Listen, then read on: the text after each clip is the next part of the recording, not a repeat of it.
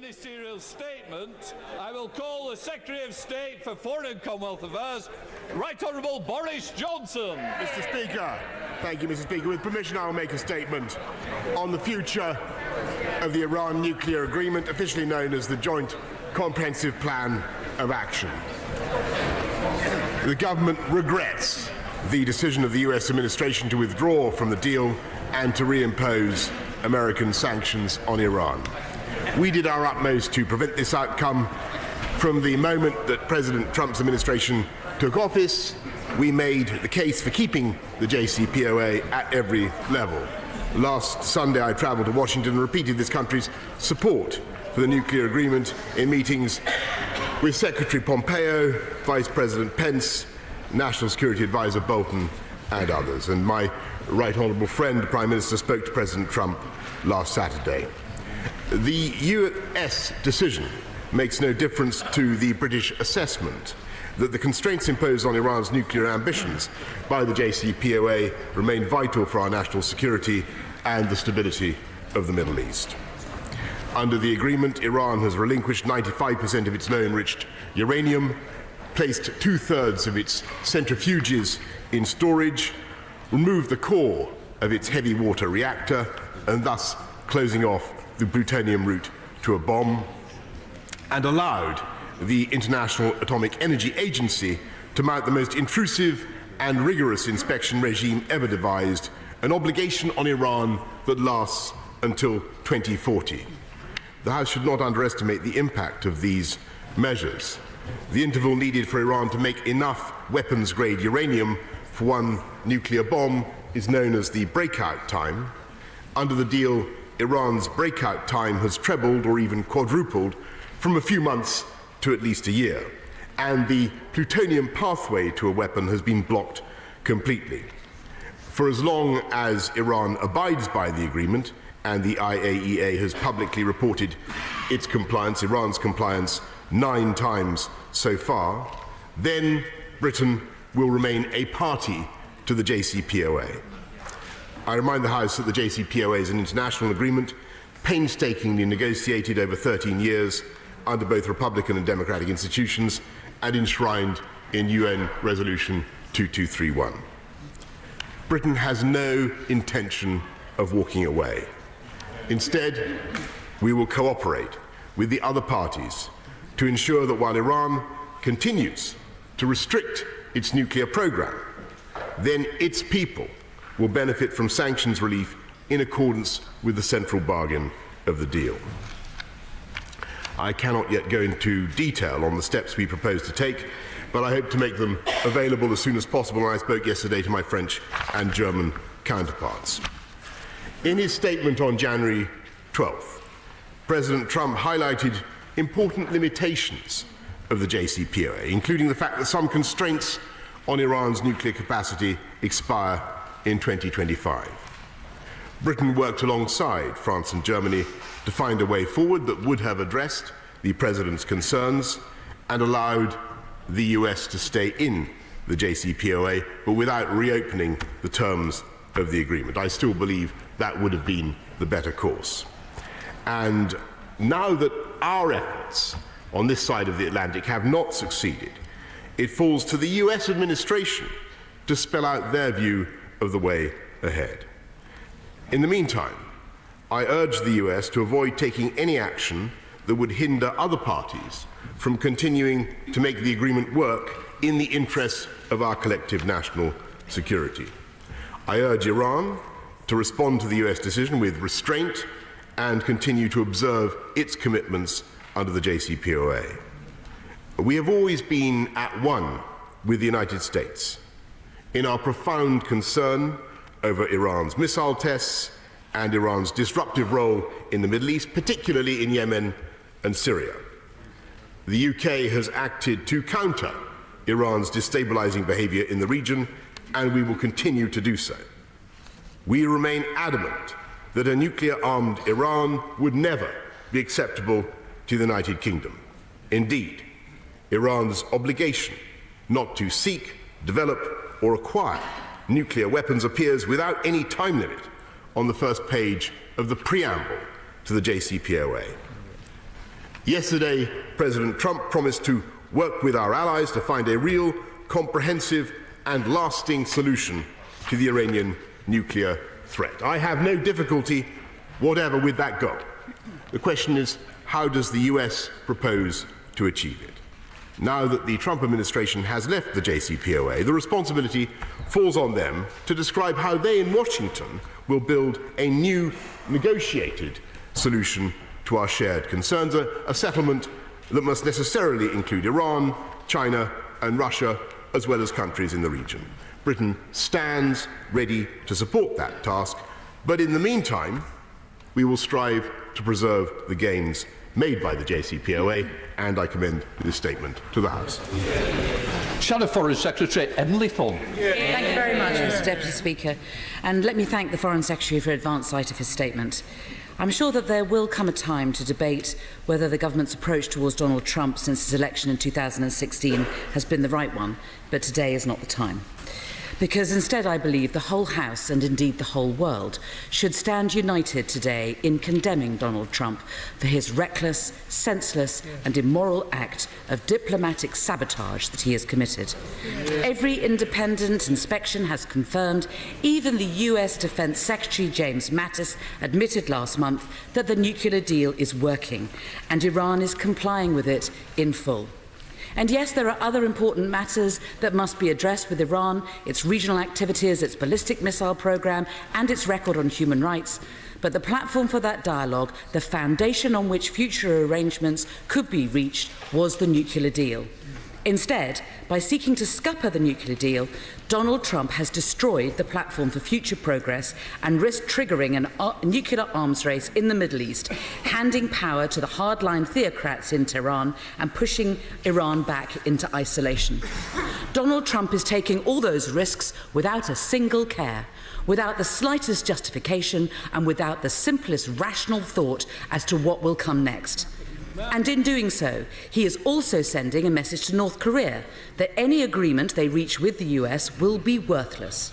And while we could talk all day about the recklessness and the idiocy of what Donald Trump has done, the key question is this: how should the world react?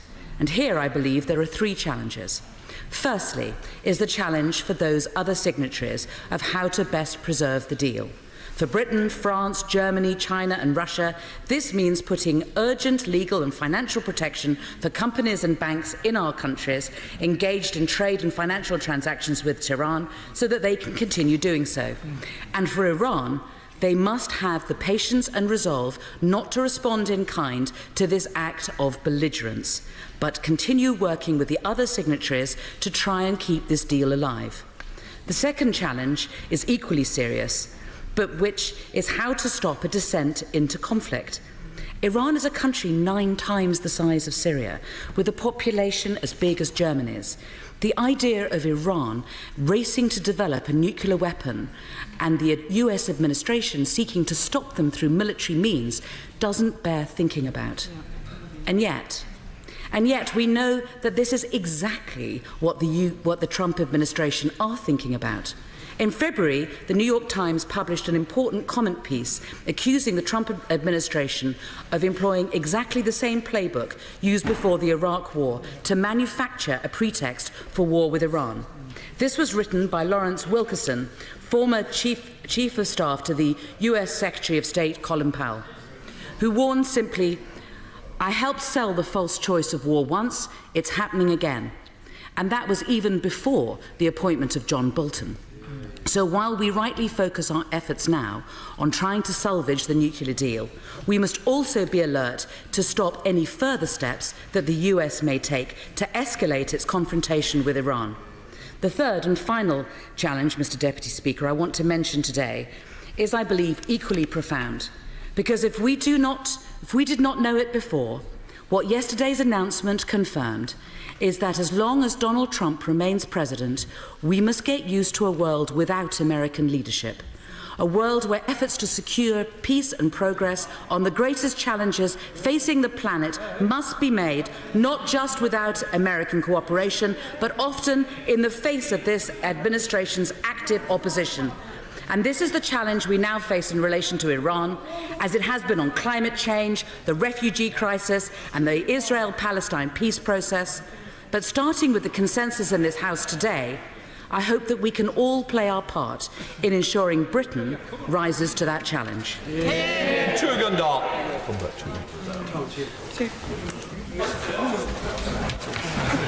Thank you, Mr. Deputy Speaker. I'm grateful, actually, for the right honourable lady's point that there's no merit in any reckless and counterproductive attacks on the United States today, and I'm sure she will continue that spirit when the President makes his visit in July, and I trust she will communicate that to the rest of the Labour benches and indeed to the Labour Party in London. I think she made a very good point when she said that today the Iranian government, the Iranian people have not walked away from this deal. They remain in compliance, and it is our duty as the UK government and with our European partners to help them to remain in compliance and indeed to assist in the survival of the JCPOA. I think, to be fair to the US administration, they have decided that there is another way forward. They've decided that the problems that the limitations that they see in the deal, the sunset clauses, Iran's malign behaviour in the region, the problem of Iranian acquisition or intended acquisition of ICBMs, they decided those can be met by bringing all the problems together and having a big negotiation. We have a different view. The UK government has long since taken a different view. The essence of the JCPOA was to compartmentalise, to take the nuclear deal and solve that.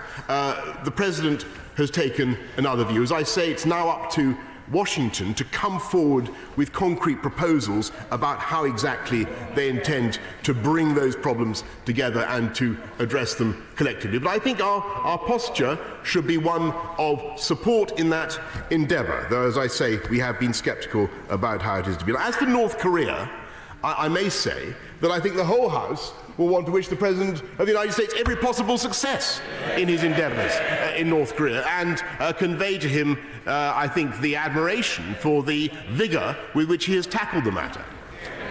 Tom Tugendhat. Thank you, Mr. Deputy Speaker. My right honourable friend will know from his own work that US leadership has often been a force for good in this world. And though many of us do still support the leadership the United States does show around the world, many of us are still concerned at their withdrawal from this deal. We are perhaps, however, a little bit more concerned by the malign activity of the Iranian regime, its theocrats, its acolytes and its useful idiots around the world who have encouraged it and supported it on the media and indeed in the region. Would he agree with me that it is incumbent upon us as good Europeans, as good internationalists, to work with partners around the world and around the region, not just to encourage a new deal, a new approach to a peace process in Iran, but actually to encourage the Iranian regime itself to change and to become a good neighbour and not a malign influence, and to cease threatening our friends and allies, such as those countries in the region and, of course, Israel. I think that my honourable friend is entirely right to point to, I'm sure members on both sides will agree, that Iran is a malign actor in the region. In Yemen, in Lebanon, in Syria and Iraq, there is no question that Iran has been a seriously disruptive force. And he's right to point out the cardinal importance in these discussions of the Iranian people. And ultimately that was the effort of the JCPOA, to give them the prospect of economic benefits, of participating in the global economy in exchange for denuclearization. And that is still the fundamental bargain that is there to be struck. Stephen Gefford. Deputy Speaker, and thanks to the Foreign Secretary for early sight of his statement. Mr. Deputy Speaker, can I also wish you and all members of the House a very happy Europe Day today? And this is a good illustration. We wish everybody a happy Europe Day on both sides of the House, of course. The JCPOA has illustrated the importance of our relationship with our European partners, who are, after all, our closest allies. Still in the deal. This work also illustrates the painstaking work work that goes into seeking a diplomatic way forward. And the Foreign Secretary was right to point out in his statement about the reduction in low-enriched uranium and some of the other achievements of the Iran deal as well. And the Shadow Foreign Secretary was right in her remarks to talk about the false choice of war. And although this has been a long process, a painstaking process, and I pay due credit to officials and to ministers on both sides of the House for their work over the years on this, it shows that this is a much more effective way of dealing with concerns over weapons of mass destruction than, say, that deployed in Iran's neighbours, for example. I also wonder if the Foreign Secretary agrees with me that this move by President Trump was one that was deeply reckless and a responsible move that has undermined the process and undermined the importance of the diplomatic process. Can you also tell me, given the UK's, what appears to be the UK's lack of influence, and the Foreign Secretary's appeal as part of this to go on the President's favourite TV show, does this not illustrate even more why we have such an important relationship with the EU in tackling this issue? And will he tell me when he next plans to meet Federica Mogherini, who's shown such leadership on this issue? Well, I'm grateful. We work, as the honourable gentleman knows very well, not only hand in glove with the United States, but of course also with our allies and friends and partners in continental Europe, and indeed that work has intensified over the last few months, because I think, as the Prime Minister has said herself many times, we may be leaving the EU, we're not leaving Europe. As for Federica Mogherini, I expect I shall probably see her next week. Stephen Craig. While there are many, While there are many across the House who will want to continue to give the benefit of the doubt to the Foreign Secretary about the Iran deal, does he nevertheless acknowledge that there remain serious questions about what our wider policy of engagement towards the Iranian regime is actually achieving? Has my right honourable friend seen anything at all in the last 2 years to indicate to him that Iran is taking steps towards becoming a more responsible member of the international community and not a force for chaos and terror that it continues to be? As my right honourable friend knows very well, the UK is in the lead in trying to disrupt malign Iranian behaviour in the region, whether it is trying to stop Iranian missiles going to Yemen, or indeed to supply Hezbollah in Lebanon. The UK is doing, and indeed of course there are sanctions, as I'm sure he knows full well, on the entire IRGC. Which we maintain in this country. We are determined simultaneously to bear down on Iranian malign activity, Madam Deputy Speaker, but we believe we can do that whilst retaining the core achievement of the JCPOA. Hilary Benn. Thank you very much indeed, Madam Deputy Speaker. Does the Foreign Secretary agree that one of the most serious consequences of President Trump's decision, which we note the special relationship was unable to prevent, is that it will result in hardliners in Iran and elsewhere saying there is no point in doing deals on security with the United States of America because they do not keep their word? All the more reason for the, if the right honourable gentleman is correct, that all the more reason for the UK to work to preserve the essentials of the deal, and just remind the House, who may be getting into a mood of, I think, undue pessimism, the United States, President Trump has said himself last night that he is committed to finding a new solution, and we should hold him to his word. Richard Bacon. Madam Deputy Speaker, given that one of the essential elements of the deal is for Iran the restoration of commercial banking relationships in return for adherence to the JCPOA, and this is mentioned in the JCPOA, and since Iran has adhered to the JCPOA, but we've still seen no sign of it, will the Foreign Secretary meet with me and other members of the Iran All-Party Group who have already met the Deputy Governor of the Bank of England to discuss this, to find a way of producing a non-dollar financial arrangement that works so that Iran can retain some credence in the other partners to the JCPOA?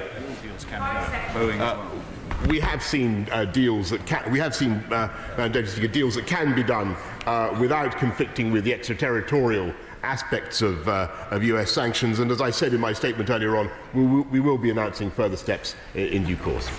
Sir Vince Cable.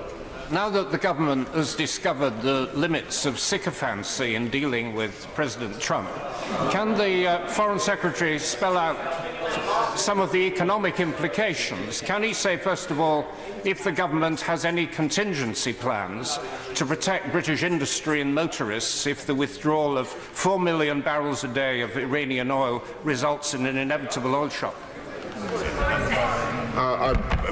Madam Deputy Speaker, the Right Honourable General to know that the UK remains a party to the JCPOA. We will do our utmost to protect UK commercial interests. Kenneth Clark. Madam Deputy Speaker, may I first of all congratulate the Foreign Secretary for his unswerving loyalty to collective government policy at the dispatch box this afternoon.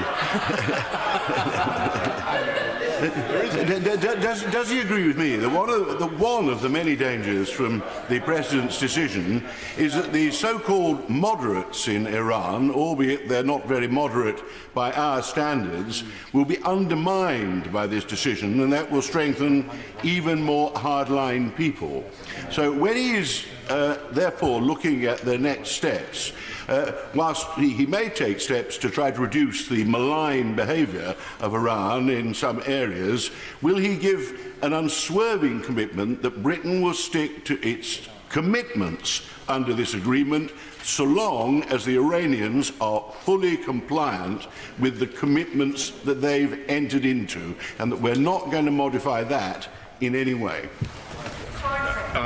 I thank my right honourable friend, and I remember getting a lot of wonderful copy when I was a reporter, a political journalist, Madam Deputy Speaker, from the own displays of unswerving loyalty to government policy on the matter that my right honourable friend used to display. And by the way, I'm completely in conformity. I'm completely in conformity with government policy on the matter, I believe, which he is referring, since that policy has yet to be decided. But on his wider point, it is absolutely vital that we continue to get over to the moderates in Iran. I include President Rouhani in their number, that the UK remains committed to this agreement. Mike Gapes. Madam Deputy Speaker, the Prime Minister earlier and the Foreign Secretary now have both praised the joint efforts that have been made with our French and German partners.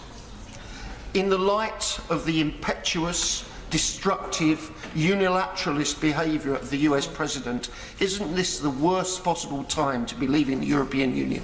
I think no. I think what this shows, on the contrary, to the meanest intelligence, Madam Deputy Speaker, is that you don't have to be a member of the European Union in order to cooperate in the most productive way with our European friends and partners.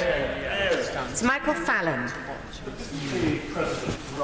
His analysis of this rather flimsy agreement that should never have been called comprehensive, and that it does not include missiles, and far from constraining Iranian behaviour, has actually enabled the Iranian regime to use its new financial freedom to interfere in Syria, in Iraq, above all in Yemen, and to sponsor further Houthi attacks on our friends in Saudi Arabia.